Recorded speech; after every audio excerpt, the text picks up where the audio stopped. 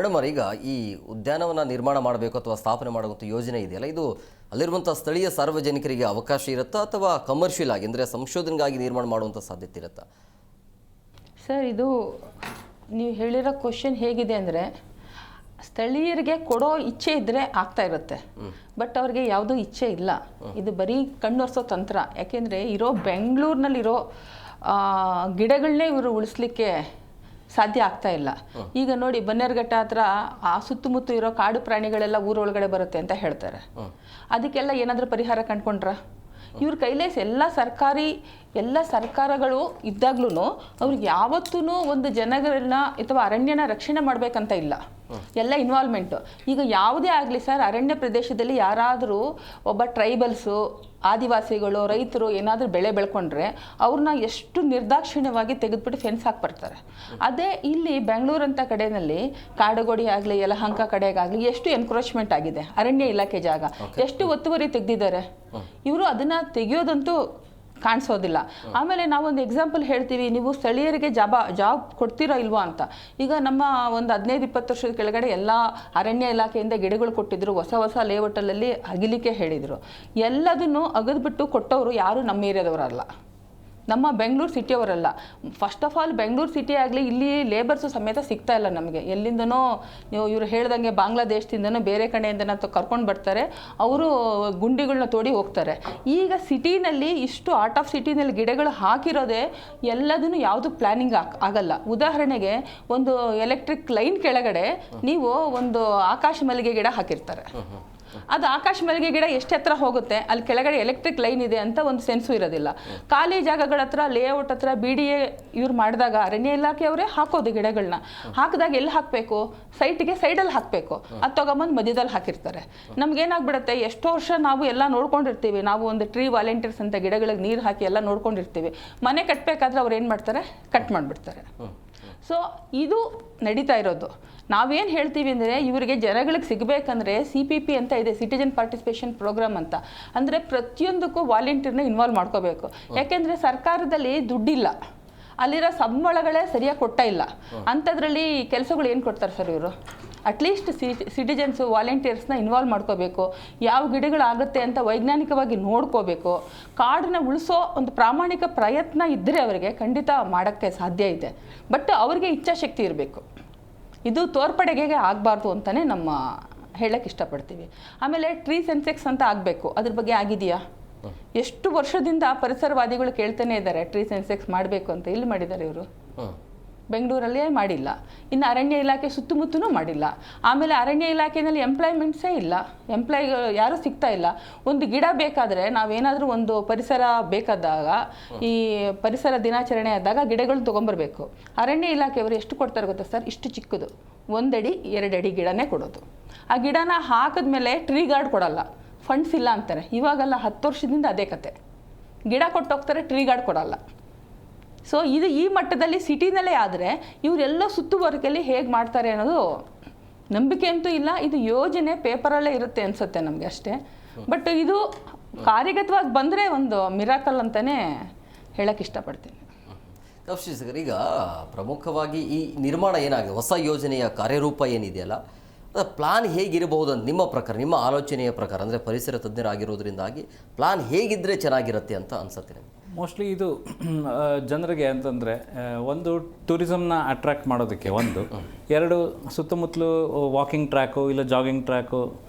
ಈಗೇನು ಬೆಂಗಳೂರಿನಲ್ಲಿ ಯಾವ ಥರ ಮಾದರಿಯ ಪಾರ್ಕ್ಗಳನ್ನೆಲ್ಲ ಆಗಿದೆ ಅದೇ ರೀತಿ ಮೋಸ್ಟ್ಲಿ ಇರುತ್ತೆ ಅನಿಸುತ್ತೆ. ಆದರೆ ನಾವು ಕಳಕಳಿ ಏನು ಇಟ್ಕೋತಿದ್ದೀವಿ ಅಂತಂದರೆ, ಆರ್ನಮೆಂಟಲ್ ಪ್ಲ್ಯಾಂಟ್ಸ್ನ ಆದಷ್ಟು ಕಮ್ಮಿ ಮಾಡಿ ಒಂದಷ್ಟು ಕೆರೆಗಳಿಗೆ ಅಂತಲೇ ಜಾಗ ಮೀಸಲಿಟ್ರೆ, ಅಂತಂದರೆ ಮಳೆ ನೀರು ಬಂದು ವೇಸ್ಟ್ ಮಾಡ್ತಾ ಇರೋ ಬದಲು ಅಟ್ಲೀಸ್ಟ್ ಯಲಹಂಕ ಕಡೆ ಒಂದಷ್ಟು ನೀರು ಉಳಿಯುತ್ತೆ, ಕಾಡುಗೋಡಿ ಕಡೆ ಅಷ್ಟು ನೀರು ಉಳಿಯುತ್ತೆ. ನಮ್ಮಲ್ಲಿ ಈ ಕಡೆ ನಮ್ಮ ಕೆಂಗೇರಿ ಸೈಡ್ ಹೋಗುತ್ತಲ್ಲ ನೀರು, ಬೆಂಗಳೂರದು ಸೌತ್, ಬೆಂಗಳೂರು ದಕ್ಷಿಣದ ನೀರೆಲ್ಲ ಬೀಳೋದೆಲ್ಲ ವೇಸ್ಟಾಗಿ ಆ ಕೆಂಗೇರಿ ಸೇರಿ ಅದೆಲ್ಲ ಒಂದು ಕಡೆ ವೃಷಭಾವತಿ ಎಲ್ಲ ಹಾಳಾಗಿ ನೋಡ್ಕೊಳ್ಳೋ ಬದಲು ಅಲ್ಲೂ ಎಲ್ಲರೂ ಒಂದು ಚೆನ್ನಾಗಿರೋ ಒಂದು ದೊಡ್ಡ ಒಂದು ಕೆರೆನ ನಾವು ನಿರ್ಮಿಸಿದ್ರೆ, ಬರೋ ನೀರನ್ನ ವಾಟ್ರನ್ನ ಆ ಕೆರೆಗೆ ನಾವು ಬಿಟ್ಟರೆ ಬೆಂಗಳೂರಿಗೆ ಅದು ಮುಂದೆ ಬರುವ ದಿನಗಳಲ್ಲಿ ಆ ನೀರು ಉಪಯೋಗ ಆಗುತ್ತೆ. ಯಾಕಂದರೆ ಮುಂದಿನ ವಾರ ನಡೆಯೋದೇ ನೀರಿನ ಮೇಲೆ ಅಂತ 10 ವರ್ಷದ 20 ವರ್ಷದ ಮುಂಚೆನೇ ಜಿಯೋ ಪಾಲಿಟಿಕ್ಸ್ ಅಂತಂದರೆ ಜಾಗತಿಕ ಯುದ್ಧ ನಡೆಯೋದು ನೀರಿನ ಮೇಲೇ ಅಂತ ಗೊತ್ತಾಗಿದೆ. ಆದ್ರೂ ನಾವು ನೀರನ್ನ ಮಳೆ ಬಂದು ನೋಡ್ತಾ ಇದ್ರೆ ಸುಮ್ಮನೆ ಆ ನೀರು ನೋಡ್ತಾ ಇದ್ರೇ ಬೇಜಾರಾಗುತ್ತೆ. ಅದು ಹರ್ಕೊಂಡು ಹೋಗೋ ರೀತಿ ನೋಡಿದ್ರೇ ಮನ್ಸಿಗೆ ನೋವಾಗುತ್ತೆ.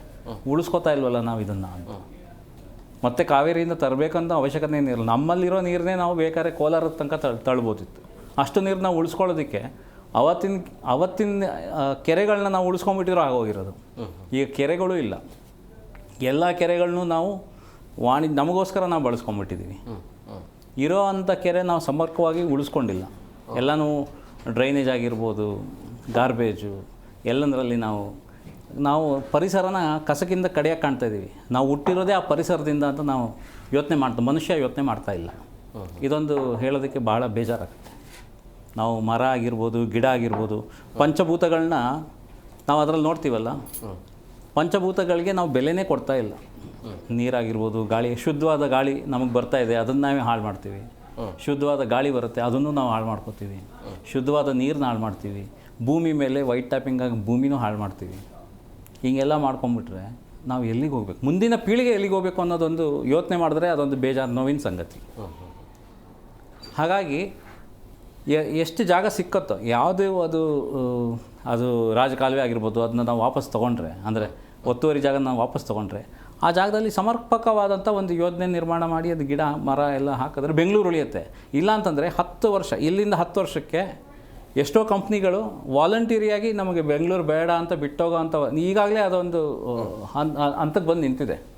ಸಾಕಪ್ಪ ನಮಗೆ ಬೆಂಗಳೂರು ಅನ್ನೋ ಅಂತ ಬೆಂಗಳೂರಿಂದ ವಲಸೆ ಬಂದವರೇ ಇವಾಗ ಮಾತಾಡೋಕ್ಕೆ ಶುರುವಾಗಿದ್ದಾರೆ. ಇನ್ನು 10 ವರ್ಷಕ್ಕೆ ನಾವೆಲ್ಲರೂ ಬೆಂಗಳೂರು ಸಾಕು, ಬೆಂಗಳೂರಿಂದ ದೂರ ಹೋಗೋಣ ಅಂತ ವಾಲಂಟಿಯರಿಗೆ ಜನ ಬಿಟ್ಟು ಹೋಗ್ತಾರೆ ಬೆಂಗಳೂರನ್ನ. ಕಷ್ಟ ಇದೆ, ಯಾಕೆಂದರೆ ಆಕ್ಸಿಜನ್ ಬ್ಯಾಂಕ್ ಇಲ್ಲ. We don't have. ನಾವು ನಗರದ ಮಧ್ಯದಲ್ಲಿ ನಮಗೇನೂ ಸಿಗ್ತಾ ಇಲ್ಲ. ಉಳಿದಿರೋ ಗ್ರೀನ್ ಪದ್ರೆ ಹೆಂಗೆ ಅಂತಂದರೆ ಆರ್ಮಿಯಿಂದ ಸ್ವಲ್ಪ ಜಾಗ ಉಳಿದಿದೆ. ಆರ್ಮಿ ಎಲ್ಲೆಲ್ಲಿದೆ, army quarters, headquarters, base quarters ಏನೇನಿದೆ ಅಲ್ಲಿ ಗ್ರೀನ್ ಕವರ್ ಇದೆ. ಅಲ್ಲಿಂದ ಆಚೆಗೆ ಎಲ್ಲೂ ಇಲ್ಲ. ಎಲ್ಲ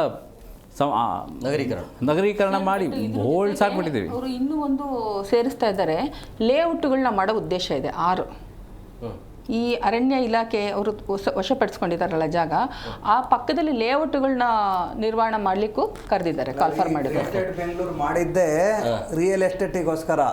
6 ಅಲ್ಲ 600 ಮಾಡ್ತಾರೆ.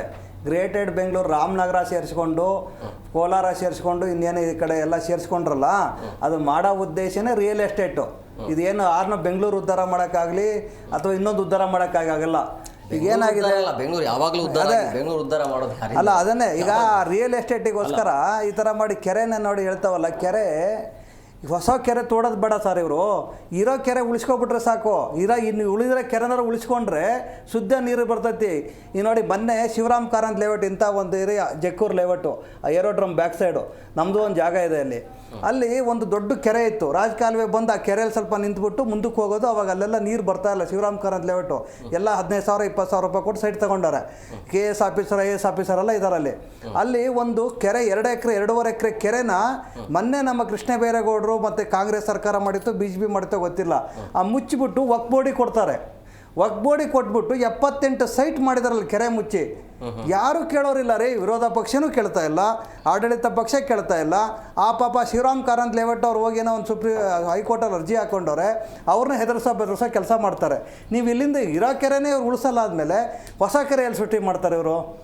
ಈಗ ಏನಾಗುತ್ತೆ ನಾವು ಹೇಳ್ದಂಗೆ ಕೆರೆಗಳಿಗೂ, ಈಗ ಕೆಲವೊಂದು ಕೆರೆಗಳು ನಮ್ಮ KR ಪುರಂ ಕೆರೆಗಳಿಗೆ ಲೋಕಾಯುಕ್ತರೇ ಖುದ್ದು ಸುಮುಟೋ ಕೇಸ್ ಹಾಕಿ ಅವರೇ ಸೂಪರ್ವಿಷನ್ ಏನು ಮಾಡ್ತಾರೆ. ಅಲ್ಲಿ ಇವತ್ತು ಅದೇ ಕೇಸ್ ಇತ್ತು. ಅವರೇ ಖುದ್ದಾಗಿ ಬಂದು ಏನೇನಾಗಿದೆ, ಕೆರೆಗಳ ಪರಿಸ್ಥಿತಿ ಏನು, ಯಾಕೆ ಈ ತರ ಕಂಟಾಮಿನೇಟ್ ಆಗ್ತಿದೆ ಅಂತ ಅವ್ರು ನೋಡೋ ಪರಿಸ್ಥಿತಿ ಬಂದಿದೆ ಅಂದ್ರೆ ಇದಕ್ಕೆ ಹೊಣೆ ಯಾರು? ಲೋಕಾಯುಕ್ತ ಪರಿಸ್ಥಿತಿ ಏನಾಗಿದೆ ಅಂದ್ರೆ, ಈಗ ಹಲ್ಲು ಕಿತ್ತಿರೋ ಹಾವನ್ನ ಆಟ ಆಡ್ಸಕ್ ಬರ್ತಾರೆ ಎಲ್ಲ. ನೀವು ಬುಟ್ಟಿ ಮೇಲೆ ಹೊತ್ಕೊಂಡು ಈಗ ಹಲ್ಲು ಕಿತ್ತಿರೋ ಹಾವಿನ ಪರಿಸ್ಥಿತಿ ಆಗ್ಬಿಟ್ಟಿದೆ. ಅಧಿಕಾರನೇ ಇಲ್ಲ, ಲೋಕಾಯುಕ್ತ ಇದೆ, ಅಧಿಕಾರ ಇಲ್ಲ ಅವ್ರಿಗೆ. ಪಾಪ ಏನ್ ಮಾಡಿದ್ರು ತಗೊಂಡ ಸರ್ಕಾರಕ್ಕೆ ರಿಪೋರ್ಟ್ ಕೊಡಬೇಕು. ಒಳ್ಳೆ ಹೊಡಿತಾರದೇ ಸರ್ಕಾರದವರು, ರಾಜಕಾರಣಿಗಳು ಅಂದಮೇಲೆ ರಿಪೋರ್ಟ್ ಅವರಿಗೆ ಕೊಟ್ಟು ಏನು ಮಾಡ್ತೀರಿ ಈಗ ಹೇಳಿ? ಕಳ್ಳರನ್ನ ಹೋಗ್ಬಿಟ್ಟು ಕಳ್ಳರನ್ನ ಹುಡುಕಿ ಅಂತ ಕಳಿಸಿದ್ರೆ ಅವ್ರೇನು ಮಾಡ್ತಾರೆ? ಕದ್ದಿರೋದ್ರಲ್ಲಿ ಎಷ್ಟಿದೆಯಪ್ಪ ಪಾಲು ಕೊಡು ಅಂತಾರೆ ಬಿಟ್ರೆ ನಿಮ್ಗೆ ಎಲ್ಲಿಂದ ಸಾಲವಾಗುತ್ತೆ ಇದು? ಹಾಂ, ಈ ಬೇಲಿನ ಎದ್ದು ಹೊಲ ಮೈದಂಗೆ ನೀವು ಕಳ್ಳರನ್ನ ಹೋಗ್ಬಿಟ್ಟು ಎಲ್ಲಿ ಕಳಿಸ್ತೀರಾ ಅವ್ರನ್ನ? ಎಲ್ಲಾಗುತ್ತೆ? ಈಗ ಇವನು ಅಷ್ಟು ವಿರೋಧ ಪಕ್ಷದವ್ರು ಕೇಳ್ತಾರ, ನೀವು ಯಾವುದೇ ಅಭಿವೃದ್ಧಿ ನೋಡಿ ಗಮನಿಸಿ, ಇವತ್ತಿನ ವಿರೋಧ ಪಕ್ಷದಲ್ಲಿ ಎಲ್ಲ ಒಂದು ಗಣೇಶನ ಜಗಳ ಸ್ಟಾರ್ಟ್ ಮಾಡ್ತಾರೆ ಅಥವಾ ಇನ್ನೊಂದು ಯಾವುದೋ ಸ್ಟಾರ್ಟ್ ಮಾಡ್ತಾರೆ. ಪೂರ್ತಿಯಾಗಿ ಅಭಿವೃದ್ಧಿ ಬಗ್ಗೆ ಇಲ್ಲ ರೀ. ಅಭಿವೃದ್ಧಿ ಬಗ್ಗೆ ಯಾರು ಕೇಳಲ್ಲ. ಈಗ ಅಭಿವೃದ್ಧಿ ಬಿಟ್ಟು ಬೇರೆ ಎಲ್ಲ ನೀವು ಯಾವುದೇ ಕೋಮು ಗಲಭೆ ಇರ್ಬೋದು, ಇನ್ನೊಂದು ಯಾವುದೋ ಇರ್ಬೋದು, ಅದನ್ನು ಮಾಡ್ತಾರೆ ನೋಡಿ. ಮರಗಳು ಇವತ್ತು ನೋಡಿ ಕೇಬಲ್ ಮಾಫಿಯಾ ಈ ಬೆಂಗಳೂರಲ್ಲಿ, ಕೇಬಲ್ ಮಾಫಿಯಾ ಎಷ್ಟರ ಮಟ್ಟಿಗಿದೆ ಅಂದರೆ, ನೀವು ಒಂದು ಮರಕ್ಕೆ ಕಟ್ತಾರೆ ಕೇಬಲ್ನ, ಕಟ್ಬಿಟ್ಟು ಅಲ್ಲೇನೋ ಫುಲ್ಲು ಇವಾಗೆಲ್ಲ ಮಿಷನ್ಗಳು ಟ್ಯಾಗ್ ಹೊಡಿತಾರೆ. ಆ ಟ್ಯಾಗ್ ಹೊಡೆದಿರೋ ಜಾಗದ ಒಬ್ಬ ಮನುಷ್ಯನಿಗೆ ಕೈ ಹಿಂಗೆ ಕಟ್ ಮಾಡ್ಬಿಟ್ಟು ಕೈ ಕಟ್ಬಿಟ್ರೆ ಈ ಕೈ ಏನಾಗುತ್ತೆ, ಇಷ್ಟು ಒಣಗೋಗ್ಬಿಡುತ್ತೆ. ಅದೇ ರೀತಿ ಒಂದು ಮರಕ್ಕೆ ಒಂದು ಕೊಂಬೆಗೆ ಇವರು ಕಟ್ಬಿಟ್ರೆ ಕೇಬಲ್ ಹೊಡೆದ್ಬಿಟ್ಟು ಅಲ್ಲೇನಾಗುತ್ತೆ, ಆ ಕೊಂಬೆ ಪೂರ್ತಿ ಅದಕ್ಕೇನು ನೀರಿನ ಒಂದು ಇದಾರಲ್ಲ ಅದು ಒಣಗೋಗುತ್ತೆ. ಒಣಗೋದ್ಮೇಲೆ ಅದನ್ನೆಲ್ಲ ನೋಡ್ಕೊಂಡಿರ್ತಾರೆ ಮಹಾನಗರ ಪಾಲಿಕೆಯವರು. ಅವ್ರಿಗೇನು ಮಾಮೂಲಿ ಬರುತ್ತಾ ಗೊತ್ತಿಲ್ಲ, ಫಾರೆಸ್ಟ್ ಇಲಾಖೆ ಮಾಮೂಲಿ ಬರುತ್ತಾ ಗೊತ್ತಿಲ್ಲ. ಆ ಕಟ್ಟಿರೋದು ಏನು ನೀವು ಬೇಕಾದ್ರೆ ಅಬ್ಸರ್ವ್ ಮಾಡಿ, ಕಟ್ಟಿರೋ ರಂಬೆ ಒಣಗೋಗುತ್ತೆ. ಒಣಗೋದ್ಮೇಲೆ ಇವರೇ ಬರ್ತಾರೆ ಕಟ್ಟಕ್ಕೆ, ಯಾರೋ ಫಾರೆಸ್ಟ್ ಇಲಾಖೆಯವ್ರು ಬಂದ್ಬಿಟ್ಟು ಅದನ್ನು ಕಟ್ ಮಾಡಿ ತೆಗಿತಾರೆ. ನಿಮ್ಗೆ ಯಾಕಪ್ಪ ಫಾರೆಸ್ಟ್ ಇಲಾಖೆಯವ್ರಿಗೆ ಸಂಬಳ ಕೊಡ್ತಾ ಇರೋದು ಅಥವಾ ಮಹಾನಗರ ಪಾಲಿಕೆಗೆ ಸಂಬಂಧಪಟ್ಟ ಇಲಾಖೆಗೆ ಕಣ್ಣಿಗೆ ಕಾಣಲ್ವಾ? ನೀವು ಅದನ್ನು ಕೇಬಲ್ ಎಳಿಬೇಕಾದಾಗ ಅಂಡರ್ಗ್ರೌಂಡ್ ಕೇಬಲ್ ಮಾಡ್ಕೊಳ್ಳಿ. ಕೇಬಲನ್ನು ಕಟ್ಟಿಬಿಟ್ಟು ನೀವು ಎಲ್ಲ ಆದಮೇಲೆ ಎಳೆದ್ರೆ ಏನು ಪ್ರಯೋಜನ? ಸರ್, ನಮ್ಮ ಸಂಸ್ಥೆಯಿಂದ ಮಳೆಗಳನ್ನ ಕಿತ್ತೋ ಕೆಲಸನೂ ಮಾಡಿದ್ವಿ, ನೇಲ್ ಫ್ರೀ ಟ್ರೀಸ್ ಅಂತ. ಅದು ಒಂದು ದೊಡ್ಡ ಒಂದು ಆಂದೋಲನ ಥರ ಮಾಡಿ ಎಲ್ಲ ಮರಗಳನ್ನ ಗಿಡಗಳಿಗೆಲ್ಲ ಮಳೆ ಹೊಡೆಯೋದೆಲ್ಲ ಎಲ್ಲ ಮಾಡಿದ್ರು ಕಾನೂನು ಬಂತು, ಬಟ್ ಪಾಲನೆ ಮಾಡೋರು ಯಾರು? ಅದು ಯಾವುದೂ ಆಗ್ತಾ ಇಲ್ಲ. ಈಗ ಸರ್ ಹೇಳಿದ್ರು, ಯಾಕೆಂದರೆ ನಾನು ಒಂದು ಚಿಕ್ಕನ್ನಲ್ಲಿ ಹೇಳೋದು ಇಷ್ಟಪಡ್ತೀನಿ. ನಾವು ಒಂದು ಎಸ್ಸೆ ಬರೆದಿದ್ವಿ ಧರ್ಮಸ್ಥಳಕ್ಕೆ ಹೋಗ್ಬೇಕಾದಾಗ. ಏನಂದರೆ ಅಲ್ಲಿ ಮರಗಳು ಎಷ್ಟು ದೊಡ್ಡದಾಗಿತ್ತು, 4 ಜನ ಸೇರಿ ನಾವು ಅದನ್ನು ಅಪ್ಪಿಕೊಳ್ಬೇಕಾಯಿತು, ಅಷ್ಟು ದೊಡ್ಡ ಮರಗಳು ಅಂತ. ಇವಾಗಿನ ಪರಿಸ್ಥಿತಿ ನೋಡಿದ್ರೆ ಒಂದು ಅಂಗೈ ಅಗಲನೂ ಇಲ್ಲ. ಧರ್ಮಸ್ಥಳಕ್ಕೆ ಮತ್ತು ಶೃಂಗೇರಿ ಹೋಗೋ ರೋಡಲ್ಲಿ ನೀವೆಲ್ಲೂ ನೋಡಿ, ಎಲ್ಲೂ ಕಾಡುಗಳೇ ಕಾಣಿಸಲ್ಲ. ಹುಡುಕಿದ್ರು ಮಕ್ಳಿಗೆ ತೋರಿಸ್ಲಿಕ್ಕೆ ಮರ ಇದೆ ಅಂತಿಲ್ಲ. ಇನ್ನು ಬೆಂಗಳೂರಲ್ಲಿ ಸಿಕ್ಕತ್ತೆ ಬರ್ತು ದೊಡ್ಡ ಮರಗಳು, ಅಲ್ಲಿ ಯಾವುದೂ ಸಿಕ್ಕಲ್ಲ. ಅಂದರೆ ಅಷ್ಟು ಅರಣ್ಯ ಇಲ್ವೋ, ಆ ಅರಣ್ಯನೇ ನೋಡ್ಕೊಳಕ್ ಆಗಿಲ್ದಿದ್ದವರು ಇಲ್ಲಿ ಬೆಂಗಳೂರಲ್ಲಿ ಏನು ಮಾಡ್ತಾರೆ ಅಂತ ನಮ್ಮ ಕ್ವಶನ್.